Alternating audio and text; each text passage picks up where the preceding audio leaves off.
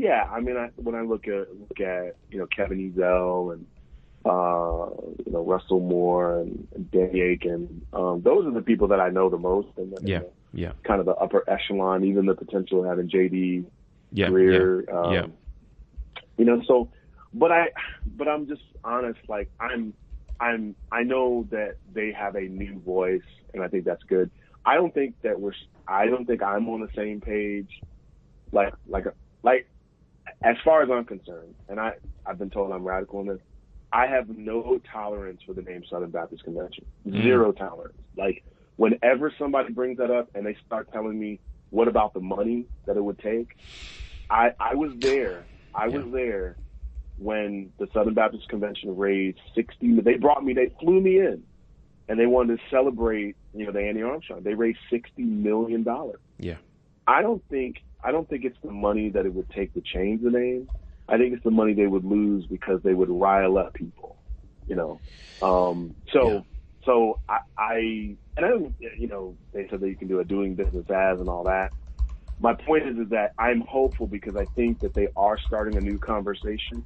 Yeah. It's not the conversation that I ultimately want, but I think it's definitely a quantum leap. Name change would be a huge paradigm shift that I think, you think it sounds simple enough, but I think you're right. I think the effort and the level of commitment that you're displaying just by saying we would change the name, I think that would communicate a lot. But it'd probably cause a split too. I mean, that's the reality, right? It'll probably.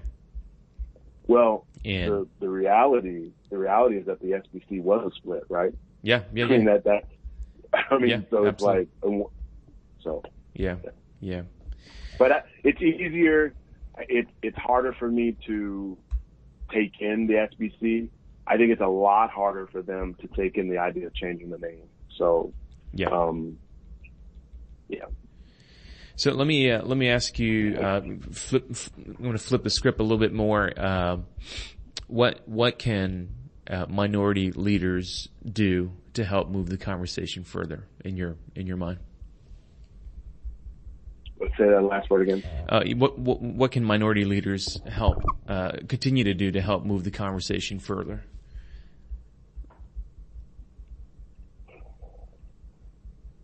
What do you want to see more happen from African Americans and other minority leaders?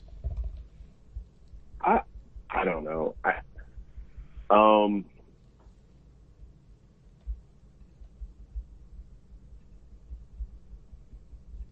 Daniel, I fundamentally believe that it won't be the voice of African Americans to move the SBC forward in terms of like a true understanding of diversity. I do think it'll be my white brothers. I think that I think if African American men and my Latino brothers in particular continue to endure with honesty and courage to not just have the conversation, because you have to understand when they fly down, like when I fly down to Birmingham, when I'm in somebody's home and they bring up Colin Kaepernick and they're just waiting for me to agree with them. I'm putting my money on the line. I'm putting my family on the line. So I just pray that they have courage enough to be honest in the micro conversations, because on the macro level, they're going to get up there and they're going to talk about the church plant.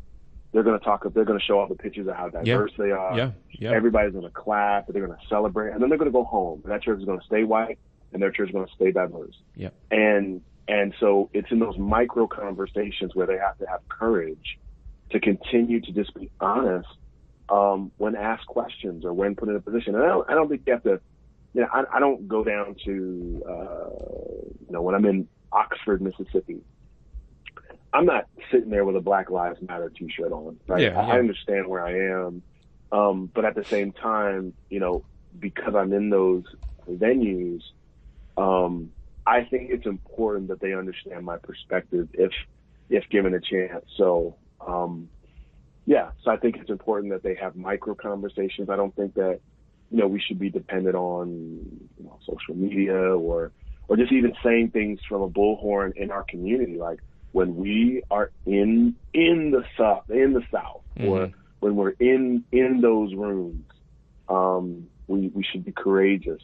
But we should also realize that courage should be stimulated not just from the fact that I want you to understand where I'm coming from. I want you to understand my perspective because I want to share a perspective with you so that you would share it, because I believe it will be white men who change the SBC, not black men. I think it's the J.D. Greers. I think it's the David Platt.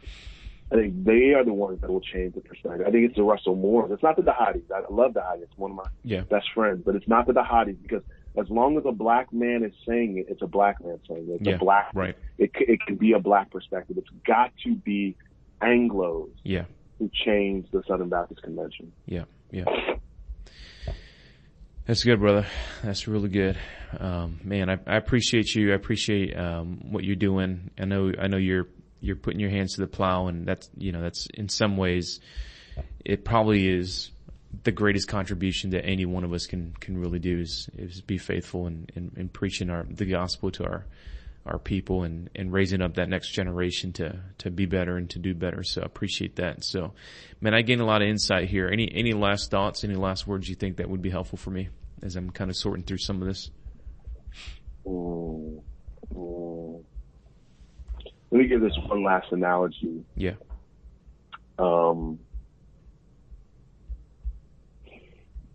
The reason when I talk about how I really think that my white brothers, I'm encouraged when I hear them even just mention race, right? Or then mention injustice. Because, when we look at the history of SBC, it was a closed golf club, mm-hmm. right? Mm-hmm. And then they started letting black folks in. Letting black people in and talking about the injustice of not letting us in, or the injustice of creating a white church versus a black church, is not as much in the conversation when we talk about race. But it's slow, it's getting there, and I've definitely heard folks say some great things. Mm-hmm. But one of the things I was telling a friend of mine, I was invited to speak somewhere, for Martin Luther King's Day, in an all-white church, and Black History Month and all that. And I was telling him, I think what would be radical is if you spoke for Black History Month, or you spoke for Martin Luther King's Day. Like, it would be amazing if you spoke during that time. And one of the things I was telling him was, like, if you remember, if we really just think about what repentance is, and this idea of turning in the other direction. Yeah. If we remember, I don't know if you're a sports fan, but Michael Vick. Mm-hmm. Yeah. Michael Vick years ago, he had this whole thing that happened with dogs. Yep. Got to be the FBI involved with it all. So he goes to jail, for killing dogs and having dogs kill one another and all that. So then he gets out and he wants to play for the Eagles. Like, so he's now in a position to be in this public setting. And PETA comes along, and PETA's like, oh no, this cat's not playing for, any team. And so what they did was, okay, if you play for the Eagles, here's what you're going to have to do. You're going to have to go around and you're going to have to be on TV, and you're going to have dogs with you. So now he has to be an advocate for dogs. Like they're totally got him like going along with, it's crazy. I actually saw the Netflix video about what happened to his dogs afterwards, and it was pretty interesting. They didn't have his perception on it. I think it was still too early on, but that's interesting to hear that he really had to kind of become an advocate rather than Yeah. So he has to go for the country to believe he was a changed man. Yeah.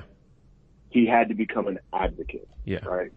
And, if we were using this as an analogy with white people, or either white Christians or the Southern Baptists and black folks, when you invite me in, you want me to be, in essence, the dog advocating for the dog, right? You want me to advocate for myself. And I'm saying true repentance isn't